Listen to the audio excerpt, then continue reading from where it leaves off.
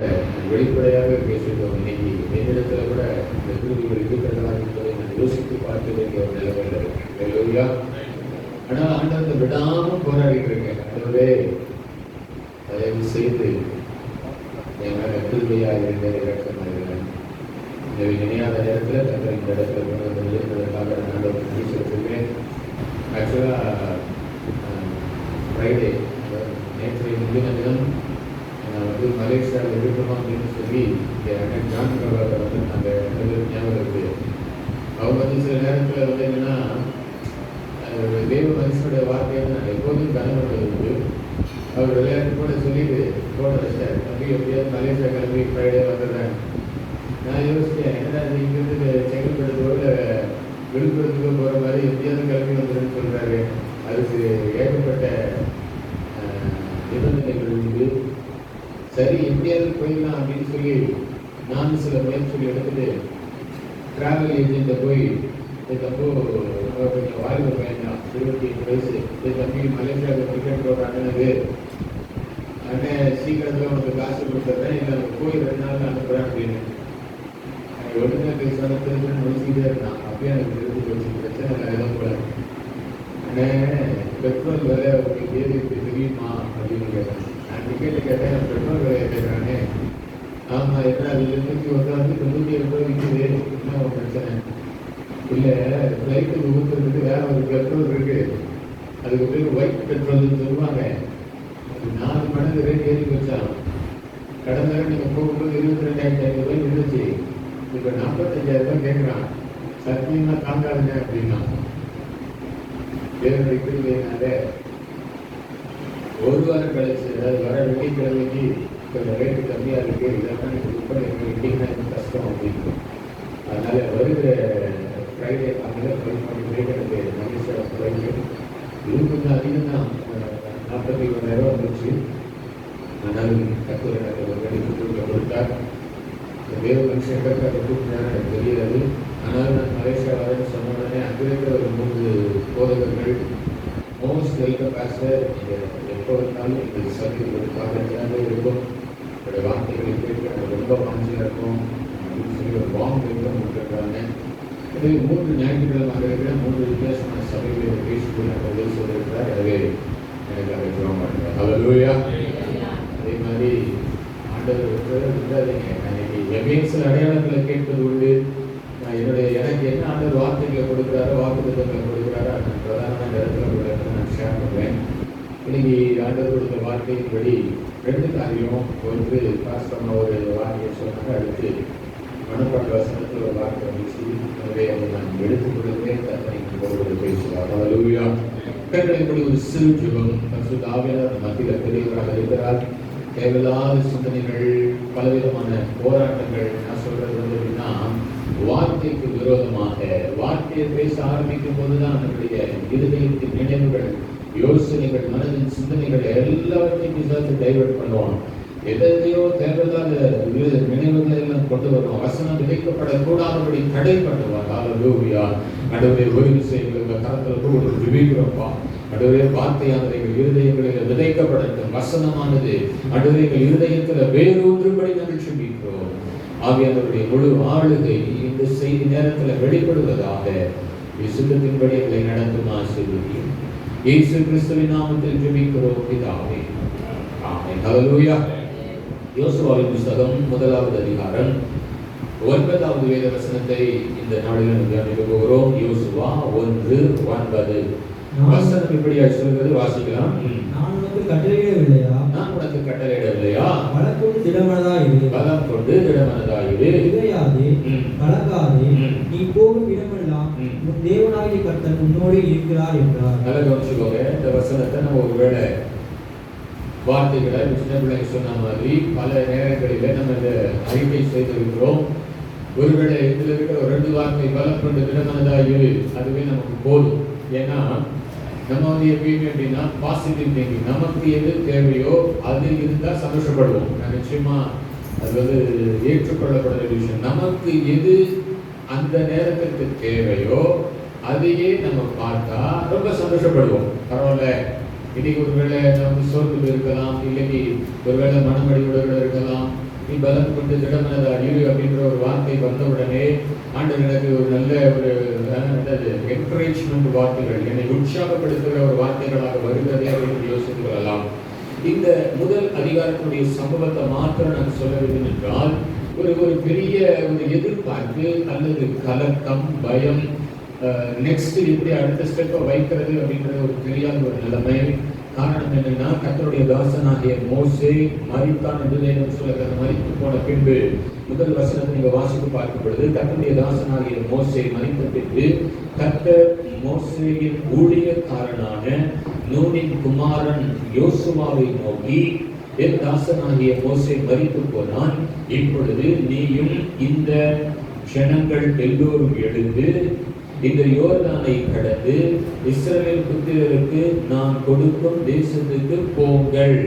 இதை நீங்க வசனத்தை மாத்திர வாசி பார்த்தீங்கன்னா, அதாவது நடந்த சம்பவத்தையும் அடுத்து செய்ய வேண்டிய காரியம் என்ன என்பதையும் ஆண்டவர் ரொம்ப சிம்பிளா பேசுறார். அதாவது ஒரு முக்கியமான ஒரு செக்மெண்ட், மோசேயுடைய நாட்கள் முடிக்கும் பொழுது நீங்களும் இந்த ஜனமும் எழுந்து யோர்தானை கடந்து நான் சொன்ன இடத்துக்கு போங்க அப்படின்ற நல்லா கவனிச்சுக்கோங்க.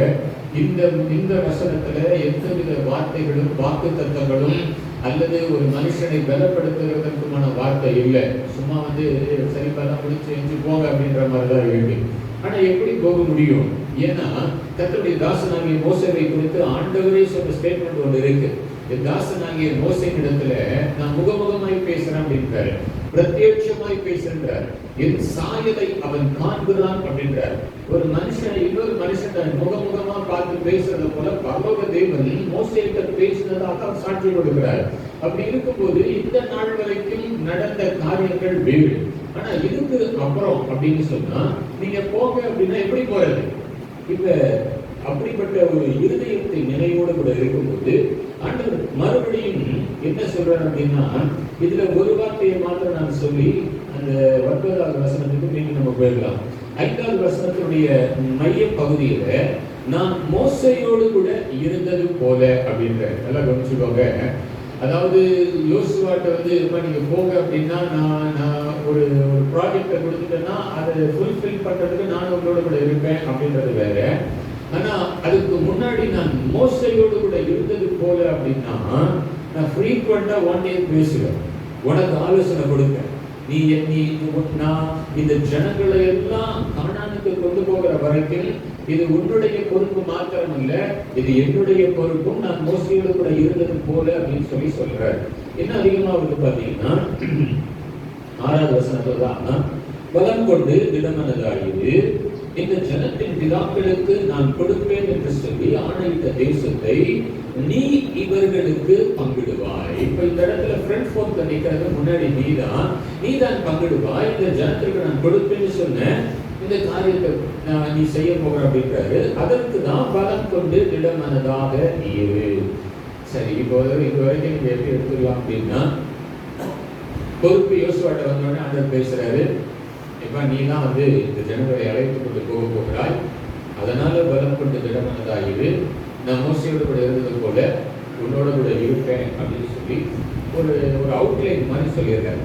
நாமளும் இது வரைக்கும் நமக்கு நல்லா புரியும். ஏன்னா ஆவிக்குரிய ரகசியம் என்பது அவ்வளவு சீக்கிரமா ஒருவராலும் அறிந்து கொள்ள கூடாது, அறிந்து கொள்ளவும் முடியாது. அது கர்த்தர் ஒரு மனிதனோடு கூட பேசி வெளிப்படுத்தினால் மாத்திரமே. நான் திரும்ப சொல்றேன், எப்போதும் வசனத்தை வாசிக்கும் பொழுது நம்ம உற்சாகம் அடைகிறோம். கர்த்தர் எனக்கு துணை செய்கிறார் என்ற போது நம்முடைய ஆவியில பலப்படுத்தப்படுகிறோம். நீ இந்த காரியத்தில் செய்ய நானும் உங்களோட இருக்கிற சொல்லும் பொழுது நமக்குள்ளாக ஒரு இயற்கை அப்பாற்பட்ட ஒரு பலம் வருகிறது.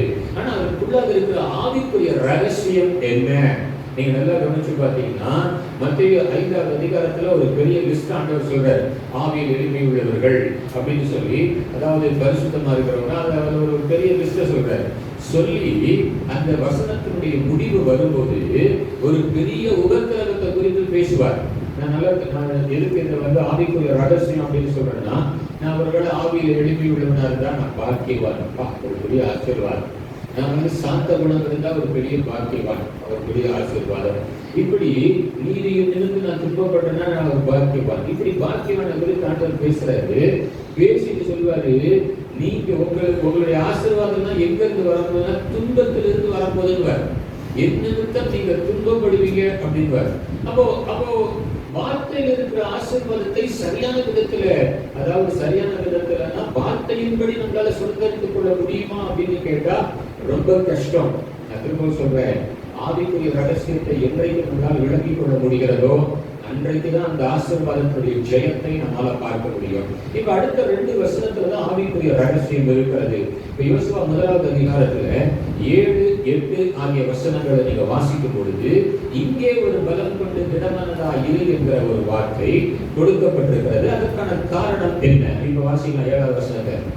தாசனாகிய மோசே உனக்கு கற்பித்த நியாயப்பிரமாணத்தின் படியெல்லாம் செய்ய கவனமாய் இருக்க மாத்திரம் மிகவும் பலம் கொண்டு திடமனதா இரு. போதும். இப்ப நீங்க நல்லா கவனிச்சுக்கோங்க. இப்ப பலம் கொண்டு திடமனதா இரு என்கிற ஒரு வார்த்தை மறுபடியும் 2வது விசையாக 7வது வசனத்தில் சொல்லப்பட்டிருக்கிறது. இந்த சொல்லப்பட்ட காரியத்தினுடைய மறைபொருளின் ரகசியம் என்ன?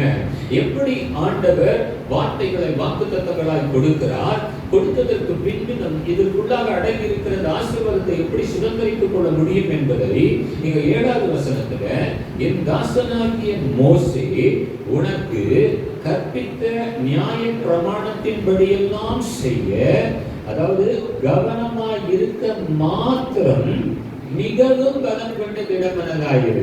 எத்தனை பேருக்கு புரியுதுன்னு தெரியும். அல்லேலூயா.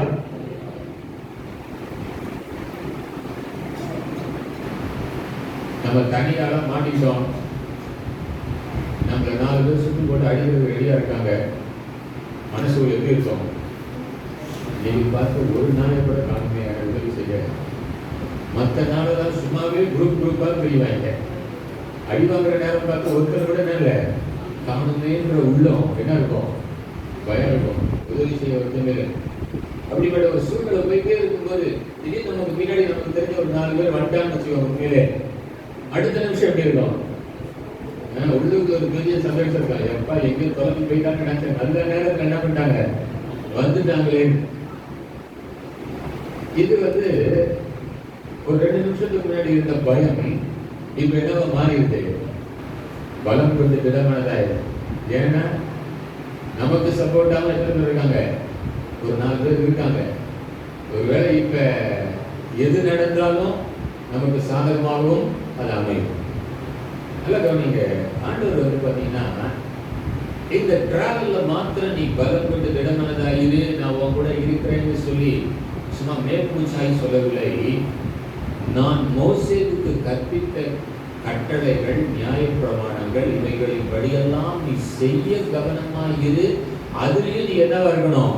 பலம் கொண்டு திடமனதாக இருக்க வேண்டும் என்று ஒரு கட்டளையை யோசுவாவிடத்துல சொல்றேன். நான் டைரக்டா இதை பேசிக்கிட்டே இருக்கும்போது எனக்கு வேத புஸ்தகத்துல நான் யோசுவாவின் புஸ்தகத்தை நான் அதிகமாய் வாசித்த நாட்கள் உண்டு. அவன் உண்மையாகவே பழைய ஏற்பாட்டு நாட்களில ஒரு பெரிய எழுப்புதலின் வீரன். இன்னைக்கு யோசுவாவினுடைய வார்த்தைகளை சொல்லி எழுப்புதலுக்காக நம்ம பாடல்கள் எல்லாம் நம்ம பாடுறோம். அப்படி இருக்கும் பொழுது யோசுவா சாதாரணமாக அல்ல. இந்த இடத்துல ஆண்டவருடைய வார்த்தையை பெற்றதற்கு பிறகு நடுவுல ஒரு பெரிய லிஸ்ட் வருது. 31 ராஜாக்கள். உள்ளே போகிறதுக்கு முன்பாக அந்த தேசத்துல இருக்கிற 4 அல்லது 7 இத்தனை விதமான ஜாதிகளை நீங்க யோர்தானை விட்டு வெளியில அதாவது கானானை விட்டு வெளியில துரத்திட்டு அதுக்கப்புறம் நீங்க என்ன பண்ணுங்கன்னா அந்த தேசத்தை நீங்க சுதந்திரித்துக் கொள்ளுங்க அப்படின்னு ஆண்டவர் சொல்றார். இந்த 4 அல்லது 7 ஒருவேளை யோசுவா 12வது அதிகாரத்தினுடைய 8வது வசனத்துல நீங்க பாத்தீங்கன்னா ஒரு ஏத்தியர் அப்படின்னு இருக்கு. யோசுவா 12:8ல ஏத்தியர்ல இருந்து அப்படி ஆரம்பிக்குது. ஏத்தியர், அடுத்தது எமோரியர், கானானியர், பெர்சியர், ஏவியர், எபூசியர் அப்படின்னு சொல்லி ஒரு சில அவர்களுக்கான ஆண்டவருக்கு விருப்பம் இல்லாத அல்லது எதிர்க்கிற சில நிபந்தனை அற்ற ஜனங்களை குறித்து இந்த இடத்துல எழுதியிருக்கு. ஆனா அது அந்த வசனத்தை முடிங்க. எபூசியர் என்பவர்களுடைய தேசத்தில் இருக்கிறவர்களும் யோசுவாவும் இஸ்ரவேல் புத்திரரும் முடிய அடுத்தவர்களுமான ராஜாக்கள் யாரெனில் அப்படின்னு ஆரம்பிச்சு முதல் முறையா எரிகோக்குள்ள வராங்க. எரிகோவின் ராஜான்னு ஆரம்பிச்சு கடைசியா 24வது வசனத்துல ஆக இவர்கள் எல்லோரும் எத்தனை 31 வருஷம். ஏதோ இங்க வந்து இந்த 8வது வசனத்துல இருந்து 24வது வசனம் வரைக்கும் லிஸ்ட் கொடுத்துருக்காங்க. இந்த ராஜா அந்த ராஜா அந்த ராஜா இந்த ராஜா சும்மா வாசித்துட்டு போகிறதுக்கு கிடையாது. நீங்க ஒரு யுத்தத்தை சந்திச்சா இதை நான் எப்படிலாம் யோசிச்சு பார்த்து முடியுமா? ஆண்டவர் கானானுக்கு கொண்டு போகிறதுக்கு ரொம்ப ஷார்ட் டைமே போதுமா? ஆனா வழியில இவங்க யுத்தத்தை சந்திச்சா சோர்ந்து போயிருவாங்கன்னு சொல்லி இவர் வந்து சிட்டிக்குள்ள கொண்டு போகாம 40 வருஷம் எங்க கொண்டு போனாரு? வனாந்திரத்தின் வழியா கொண்டு போனாரு. ஆனா இது ஷார்ட் டைம். மோசே மரித்து கானான் தேசத்தை மலையின் மேல் ஏறி பார்த்துட்டதற்கு பிறகு கானானுக்குள்ள போகிற அந்த ஒரு ஷார்ட் பீரியடுக்குள்ள 31 ராஜாக்களை குறிப்பிக்க வேண்டியது அவசியமாயிருந்தது. அல்லேலூயா. இதுக்கு 40 வருஷம் எடுத்துக்கணும்னு நினைக்கிறீங்க? கிடையவே கிடையாது. அப்ப ஒரு பக்கம் பயங்கரமான யுத்தம். நான் சொல்றேன், அதாவது வேதத்துல ஒரு சில வார்த்தைகள் அடிஷனலா போட்டிருப்பாங்க. மகா மகா அப்படின்னு போட்டிருப்பாங்க. மகா பயங்கரம், மகா யுத்தம் உண்டாயிடுச்சு அப்படின்னா என்ன அர்த்தம்னா இருக்கிறதுல அதுதான் ஒஸ்டானது அப்படின்னு அர்த்தம். அப்ப ஒரு பக்கம் இதுவரைக்கும் சந்திக்காத பெரிய யுத்தங்களை யார் சந்திக்க வேண்டியதா இருக்குது? யோசுவா சந்திக்க வேண்டியதா இருந்துச்சு. அதே நேரத்தில் ஆரம்பத்துல இருந்து கானானுக்குள்ள போகிற வரைக்கும் இந்த ஜனங்களுடைய போராட்டம் வந்து பாத்தீங்கன்னா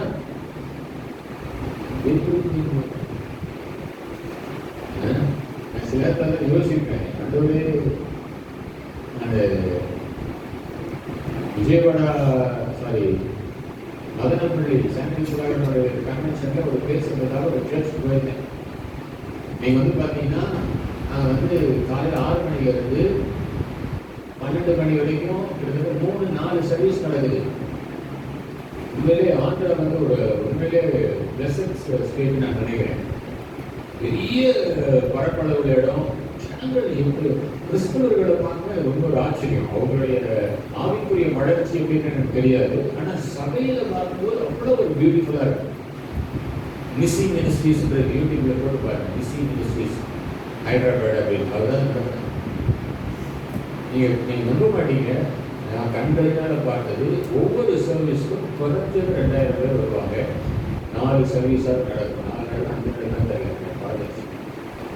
நான் நினைச்சேன் ஃபர்ஸ்ட் சர்வீஸ்னால ஜனங்க நிறைய பேர் வந்துடுவாங்க பார்த்துருக்கு, அதனால அப்படி இருக்கா அப்படின்னு யோசிச்சு பார்த்தேன். இல்லைங்க, 12 மணிக்கு ஒரு சர்வீஸ் ஸ்டார்ட் ஆகுது, அதுலேயும் 2000 பேர் இருக்காங்க. இந்த சபையுடைய ஆசீர்வாதத்துக்காக மாத்திரம் யோசிக்கல, இந்த பாஸ்டருடைய நிலைமை யோசிப்பாங்க. சரி, ஒரு 400 பேர் எக்ஸ்ட்ராவா இருக்கட்டும். ஃபர்ஸ்ட் சர்வீஸ் வந்தவங்க, செகண்ட் சர்வீஸ் வந்தவங்க 100 பேர் 200 பேர் 300 பேர் 400 பேர் மாறி மாறி வந்துருக்கலாம். ஒரு சிலர்லாம் வந்து காலை 6 மணிக்கு வந்தவங்க 12 மணி வரை கூட 4 சர்வீஸ் அட்டன் பண்ணலாம். அப்படி இருந்தா கூட இந்த பாஸ்டருடைய கனமான பொறுப்புகளை யோசிச்சு பாருங்க. நம்ம 4 பேரை வச்சு சமாளிக்கிறது நம்ம கஷ்டம். எப்படி வந்து அவருக்கு கீழே ஒரு 15 பேர் அசிஸ்டன்ட் பாஸ்டர் இருக்காங்க, அவங்களே சமாளிக்கணும். தலைமைத்துவத்தில் இருக்கிறவர்களுடைய ப்ரெஷர் டெய்லி ஹார்ட் அட்டாக் வரணும். இல்லையா? ஒவ்வொரு ஞாயிற்றுக்கிழமை தான் வரணும். ஆமா, காலையில 2 பேர் நிச்சய பிடிச்சி தான் நினைக்கணும். யார் சர்வீஸை பிடிச்சிட்டு சாயங்காலம் உயிரோட வச்சீங்கன்னா நான் பெரிய பாக்கியவன் ஆண்டவரே. அப்ப யோசுவா எப்படி இருந்ததுன்னு யோசிப்பாரு. அதையும் தாண்டி 12வது அதிகாரத்திலிருந்து நான் கடைசி அதிகாரத்துக்கு போயிட்டேன். 24வது அதிகாரத்துக்கு போயிட்டேன். 24:15 யோசுவாவினுடைய ஓட்டம் முடிய போகிறது. யோசுவா ஓட்டம் முடிய போகிறதுக்கு முன்னாடி இந்த ஜனத்தை யோர்தான்ல இருந்து கிளப்பி கூட்டிட்டு போன்னு சொன்ன ஆண்டவர் யோசுவா 24:15 வருஷமா கர்த்தரை சேவிக்கிறது உங்கள் பார்வைக்கு ஆகாததாய் கண்டால். ஒரு வருஷம் முன்னாடி வாசி. ஆகையால் நீங்கள் கர்த்தருக்கு பயந்து அவரை உத்தமமும் உண்மையுமாய் சேவித்து உங்கள் பிதாக்கள் நதிக்கு அப்புறத்திலும் எகிப்திலும் சேவித்த தேவர்களை அகற்றிவிட்டு கர்த்தரை சேவியுங்கள். கர்த்தரை சேவிக்கிறது உங்கள் பார்வைக்கு ஆகாததாய் கண்டால் பின்ன யாரை சேவிப்பீர்கள் என்று இன்று தெரிந்து கொள்ளுங்கள். நதிக்கு அப்புறத்தில் உங்கள் பிதாக்கள் சேவித்த தேவர்களை நீங்கள் வாசம் பண்ணுகிற தேசத்து குடிகளாகிய எமோரியரின் தேவர்களை சேவிப்பீர்களோ, நானும் என் வீட்டாருமோ என்றால் கர்த்தரை சேவிப்போம் என்றார். போதும். இப்ப கடைசி வார்த்தை என்ன? கடைசி ஸ்டேட்மெண்ட் என்ன? கடைசி ஸ்டேட்மெண்ட் நானும் என் வீட்டாருமோ என்றால், நல்லா கவனிங்க.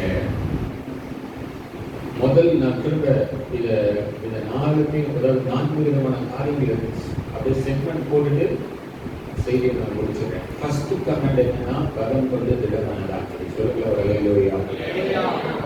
எதுல பலம் கொண்டு திடமனதாயிரு? மோசேவுக்கு நான் கற்பித்த இந்த நியாய பிரமாணத்தின் படியெல்லாம் செய்ய மிகவும் கவனமாயிருந்து அதுல என்ன பண்ணு? பலம் கொண்டு திடமனதாயிரு. 8வது வசனத்தை விட்டுட்டோம். 7வது வசனத்தை வாசிமா 1:8. இந்த நியாயப்பிரமாண புஸ்தகம் வாயை விட்டு பிரியாது இருப்பதாக இதில் எழுதியிருக்கிறவர்களின் படியெல்லாம் நீ செய்ய கவனமாக இருக்கும்படி இரவும் பகலும் அதை தியானித்துக் கொண்டிருப்பாயாக. இது எப்படி? இரவும் பகலும் என்ன பண்ணணும்? அதை தியானித்துக் கொண்டிருப்பாயாக. ஞாயிற்றுக்கிழமை ஒரு சர்வீஸுக்கு மாத்திரம் போட்டுருக்கா? இல்ல, நைட் அண்ட் டே. நான் லாஸ்ட் டைம் சொன்னேன், இரவும் பகலும் அப்படிங்கிற ஒரு பெரிய லிஸ்டே இருக்கு. ஒருவேளை நீங்க வேத ஆராய்ச்சியாளர்களாக இருக்க விரும்புனீங்கன்னா நைட் அண்ட் டே அப்படின்னு எங்கெல்லாம் இருக்குன்னு பாருங்க. அங்கெல்லாம் பெரிய பெரிய விடுதலையும் ஆசீர்வாதமும் இருக்கும். இல்லையா? நைட் அண்ட் டே வெறும் அவ்வளவுதான். இரவும் பகலும் இவங்க என்ன பண்ணிட்டே இரு? தியானித்துக் கொண்டிருப்பாயாக. அப்பொழுது நீ உன் வழியை வாய்க்கப்படுவாய். அப்பொழுது புத்திமானாகவும் என்ன பண்ண முடியும்? நடந்து கொள்ள முடியும். சரி, இப்ப சுருக்கமா சொல்றேன். அப்ப ஆண்டவர் கொடுத்த முதல் கமாண்ட் என்ன அப்படின்னா, நைட் அண்ட் டே ஆண்டவரோடு கூட என்ன பண்ணிட்டே இருக்கணும்? பேசிக்கிட்டே இருக்கணும். சரியா? இன்னொரு பக்கம் இந்த ஜனங்களுடைய காரியத்தை எல்லாம் பார்த்துக்கிட்டே இருக்கணும். ஓகேவா? 3வது யுத்தங்களை ஒரு பக்கம் என்ன பண்ணிட்டே இருக்கணும்? சந்திச்சுட்டே இருக்கணும். 4வது ரொம்ப முக்கியம், நானும் என் வீட்டாருமோ என்றால் கர்த்தரை சேவிப்போம் அப்படின்னா, இங்க வீட்டுல இருக்கிற சொந்த குடும்பத்தை என்ன பண்ணணும்? கர்த்தருடைய வழியில் நடத்தணும். இப்ப யோசுவாவுக்கு எதுக்கு நேரம் இருக்கும்? ஆண்டவர் பேசிக்கிட்டே இருந்தா யுத்தத்தை பார்க்க முடியுமா?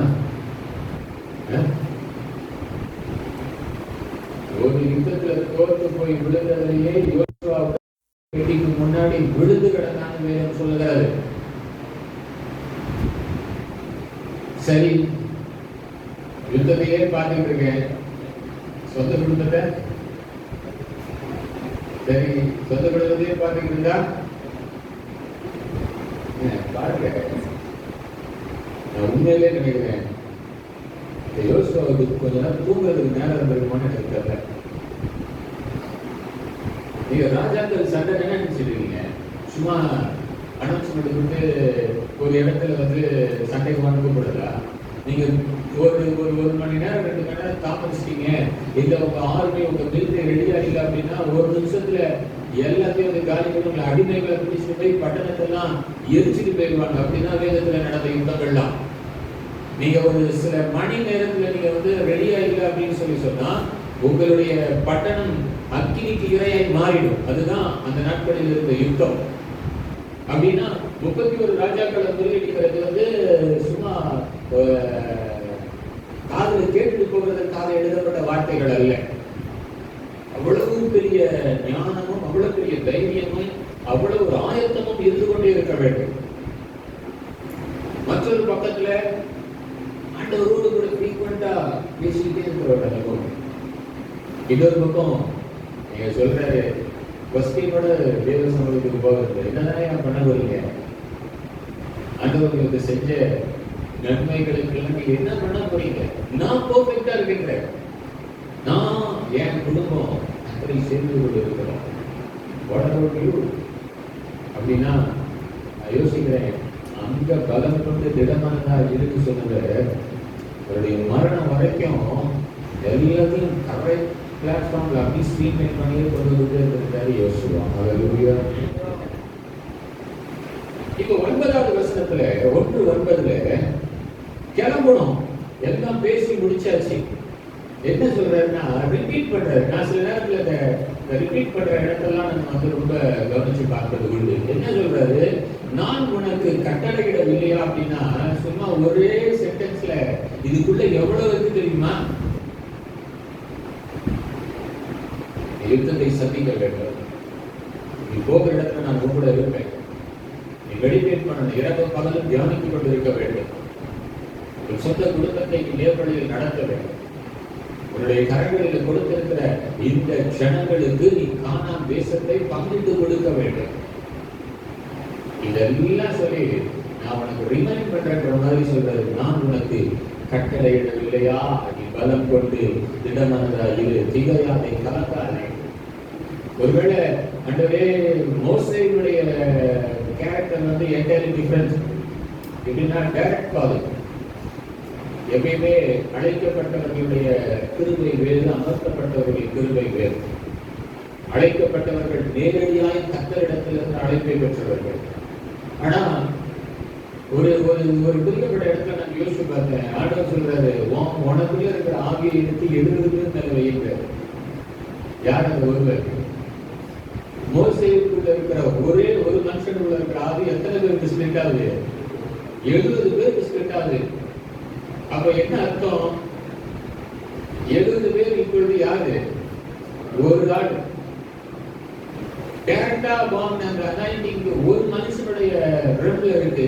ஆனா ஸ்பிளிட் ஆகும் போது ஒரு மனுஷனால என்ன பண்ண முடியாது, தாங்க முடியாது. மோசேவுக்கு அடுத்து யோசுவா அவருடைய மரணத்திற்கு பின்பு, ஆனா இருக்கும்போது சொல்றாரு, உன் மேல இருக்கிற ஆவியத்துக்கு 70 பேர் மேல வைங்க அப்படின்றாரு.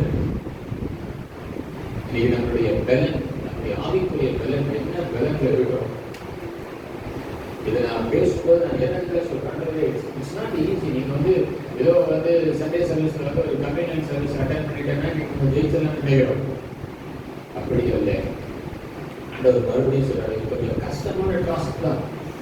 இது ரொம்ப இந்த பிரயாணம் வந்து எளிதான ஒரு பிரயாணம் அல்ல. என் கூட நீ இரவு பகலும் தியானித்துக் கொண்டு இந்த ஜனங்களை நடத்தி 31 ராஜாக்களை முறியடித்து ஒரு சொந்த குடும்பத்தை நீ சாட்சியாக நிறுத்த வேண்டியது என்பது இட்ஸ் நாட் ஈஸி. அதனாலதான் சொல்றேன், நீ பலம் கொண்டு திடமனதா இரு. மறுபடியும் நான் உனக்கு சொல்லுவேன், நான் உனக்கு கட்டளையிடவில்லையா? அங்கே மார்த்தாளர் மரியாளோ லாசரு செத்துட்டா, முடிஞ்சு போச்சு, அடக்கம் பண்ணியாச்சு 4 நாள். ஆனா 4 நாள் இன்னும் ஒப்பாரி ஓயல. இயேசு வருகிறார். மார்த்தாள் முதல்ல வேகமா வரார். ஆண்டவரே, நீங்க இங்க இருந்தீங்கன்னா என் சகோதரன் மறித்திருக்க மாட்டான். அது அல்ல விசுவாசம். என்னதான் வந்து ஸ்பிரிச்சுவல் ஸ்டாண்ட்ல விசுவாசத்தை நான் அப்புறமோசம் சொன்னாலும் சம்பவம் ஒன்று நடந்து முடிஞ்சிருச்சு, அடக்கம் பண்ணியாச்சு, அவ்வளவுதான், சாப்டர் ஓவர். இங்க வார்த்தை என்ன வருகிறது? நான் வந்துட்டேன், நான் தான் ஜீவனுக்கு அதிபதி, நான் தான் உயிர்த்தெழுதும் ஜீவனமாக இருக்கிறேன். நான் ஒரு வார்த்தை சொல்றேன். என்ன வார்த்தை? ஒரு சகோதரன் உயிர்த்தெழுந்து இருப்பான். அல்லேலூயா. கொஞ்சம் அதிக பிரசிதான் எல்லாரும். அல்லேலூயா. என் சகோதரன் உயிர்த்தெழுந்து இருப்பான்னு எனக்கு தெரியுன்ற மாதிரி, ஆமா ஒரு உயிர்த்தெழுதல் நாள் வரும், அப்ப என் சகோதரன் என்ன பண்ணுவான்? ஆமா, அது நீங்க சொல்றது. இப்ப அடக்கம் பண்ணி உள்ள 4 நாள் ஆச்சு. நீங்க வந்தது என்ன இப்போ சொல்லுங்க, நம்ம பாஷை நீ வந்தது வேஸ்ட். 4 நாள் கழிச்சு நீ வந்து என்ன 10 பைசா பிரயோஜனம் இல்லை. இல்லப்பா, உன் விசுவாசத்தை பலப்படுத்து. நான் வந்துட்டேன்னா சம்திங் நடக்கும் போது மறுபடியும் ஒரு 10 வருஷம் கழிச்சு என்ன சொல்றாரு? கல்ல புரட்டுங்க. கல்ல புரட்டுங்கன்னா யோவான் 11வது அதிகாரத்துக்கு போயிடுவோம்.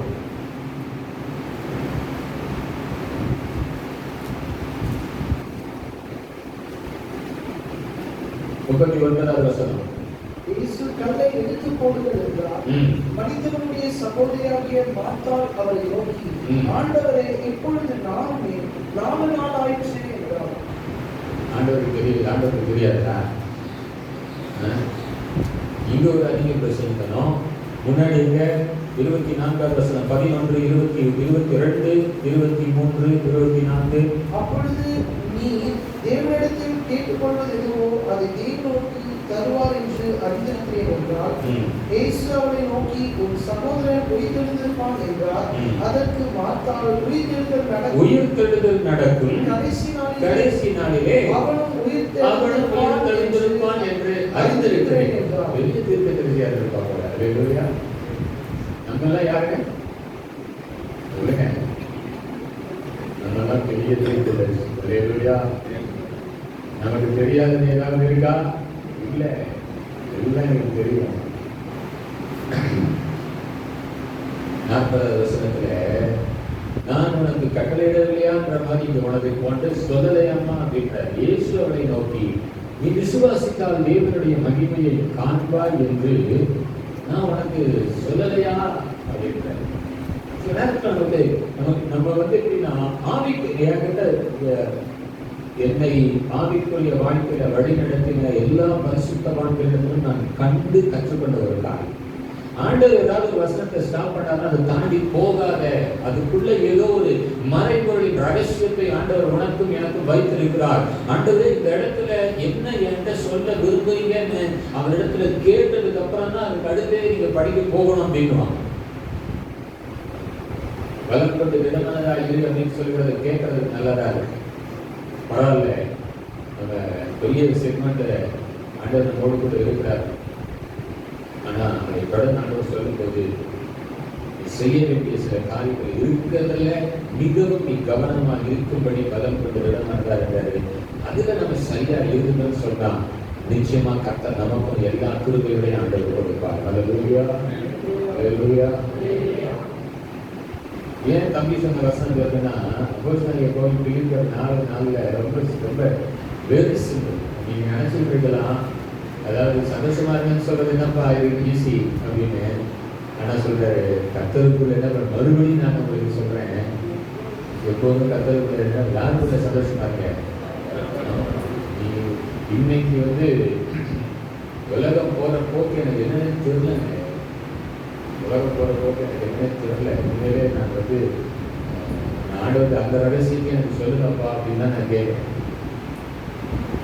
அந்த நிமிஷம் வர வரைக்கும், அதாவது ஃபிராக்ஷன் ஆஃப் செகண்ட் வர வரைக்கும் உலகத்துல என்ன மாற்றங்கள் வரப்போகுதுன்னு தெரியாது. ஆண்டவர் கப்பலுடைய கதவை வெளியில கூட்டுற வரைக்கும் ஜனங்களுக்கு தெரியாது.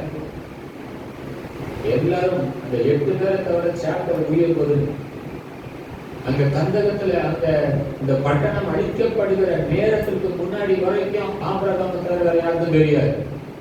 சோதோமுக்கு மேல அழிக்கப்பட போகிறது. யோயின் சகோதரனாகிய லோத் அங்க இருக்கிறானேங்கிற ஒரு அங்கலாய்ப்புலதான் அங்க திறப்புல நிற்கிறார்.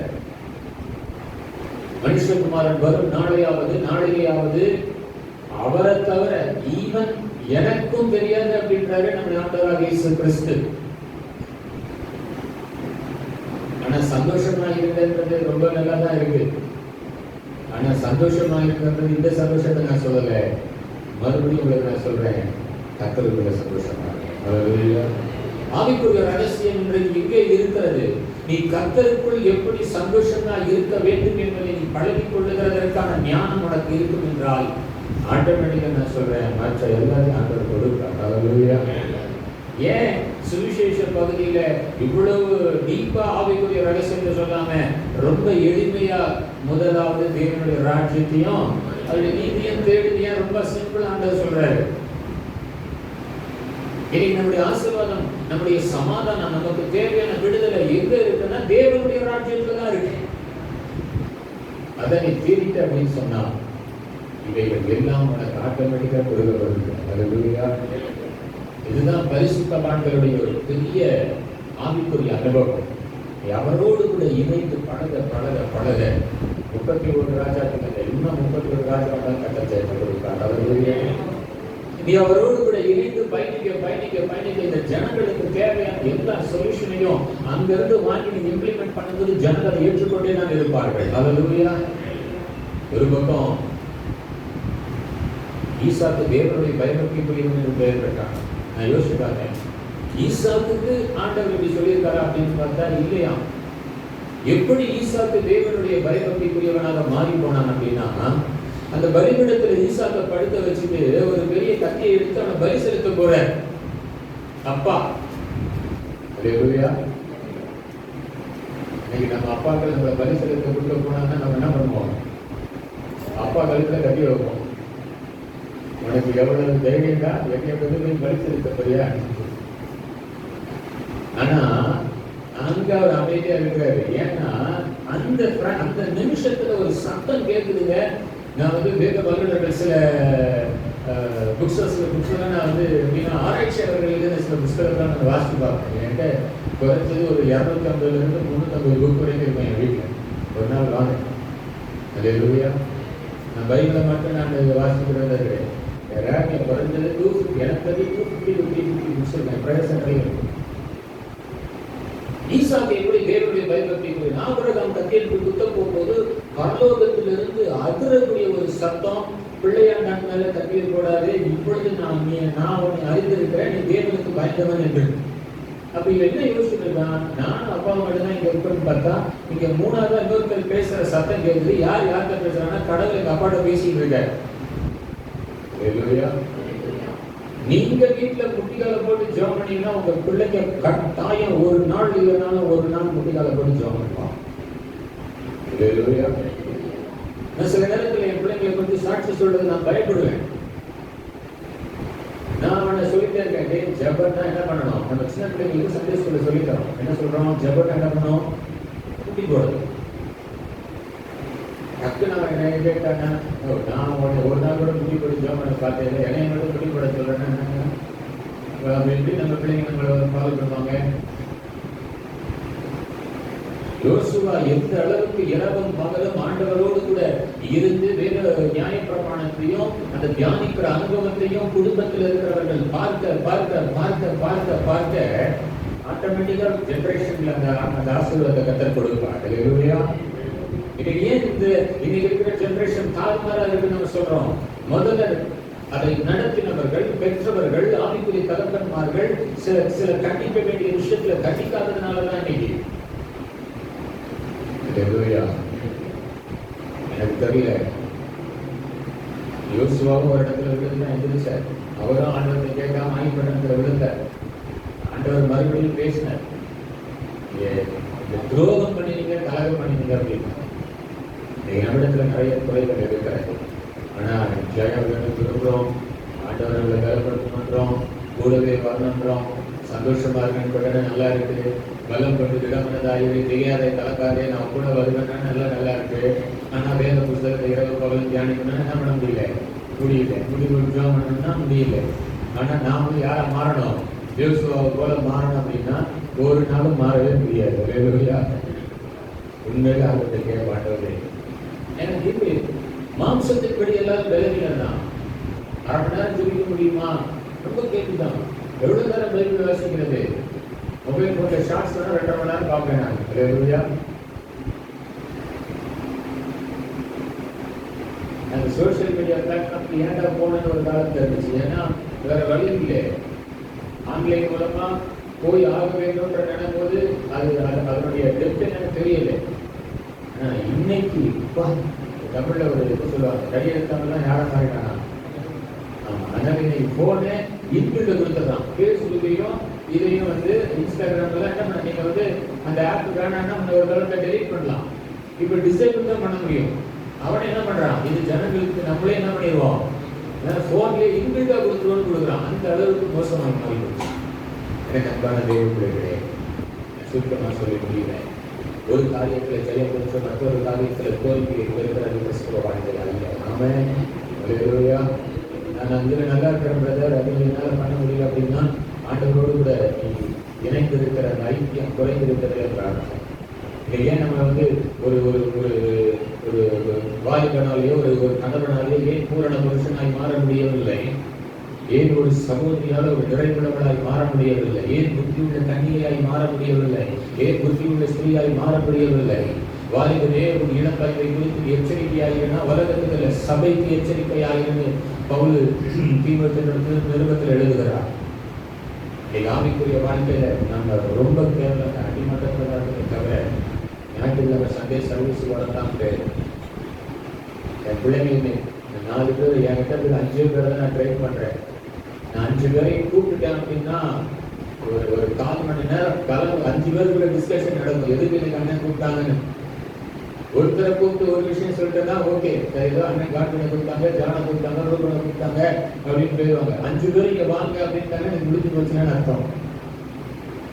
அல்லேலூயா. நீங்க அந்த பயம் இருக்கா?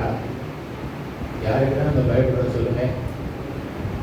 கண்களை முடிஞ்சவன் அந்த ஒப்பு கொடுப்போம். வேதத்தில் இருக்கிற பரிசுத்தவான்கள் எல்லாரும் எங்களுக்கு சாட்சிகளாக இருக்கிறாங்க. புதிய ஏற்பாட்டில் ஒரு பியூட்டிஃபுல்லான வேர்சஸ் இருக்கு. நம்மை இல்லாமல் அவங்க யாரும் பூரணப்பட முடியாது. நம்ம இல்லாம பழைய ஏற்பாடு பரிசுத்தவான்களை கூட ஒரு ஃபுல்ஃபில் ஆக முடியாதுன்னு எபிரேயர் நிருபத்தில் பவுல் அதை குறித்து எழுதுகிறார். இவங்கெல்லாம் தன்னுடைய ஓட்டத்தை ஜெயமாய் ஓடி முடித்தாலும் நம்ம இல்லாம அவங்க ஃபுல்ஃபில் ஆக முடியாது அப்படின்ற